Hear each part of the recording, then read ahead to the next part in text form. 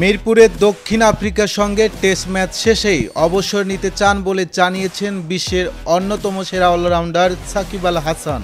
ঘরের মাঠে দক্ষিণ আফ্রিকার বিপক্ষে 2 টেস্টের সিরিজ দিয়ে অবসর নেবেন বলে জানিয়েছেন তিনি। এছাড়াও শেষ টি-20 ম্যাচেও খেলে ফেলেছেন বলেও আজ বৃহস্পতিবার প্রেস কনফারেন্সে জানিয়ে দিয়েছেন বাংলাদেশের ইতিহাস সেরা এই ক্রিকেটার। কানপুর টেস্টের আগে অবসরের কথা জানিয়ে সাকিব প্রেস কনফারেন্সে বলেন, মনে হয় টি-20তে তিনি তার শেষ ম্যাচ খেলে ফেলেছেন। মিরপুর টেস্টে দক্ষিণ আফ্রিকার বিপক্ষে খেলতে পারলে সেটিই হবে তার শেষ টেস্ট। ওয়েস্ট ইন্ডিজের টি-20 বিশ্বকাপে আফগানিস্তানের বিপক্ষে সংক্ষিপ্ততম ফরম্যাটে সর্বশেষ ম্যাচ খেলেছেন সাকিব। টি-20তে সেটি হবে তার শেষ ম্যাচ ছিল বলে জানিয়েছেন।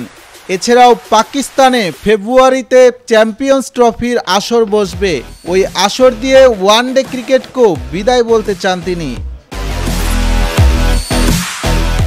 ফরহাদ হোসেন, ভোরের পাতা।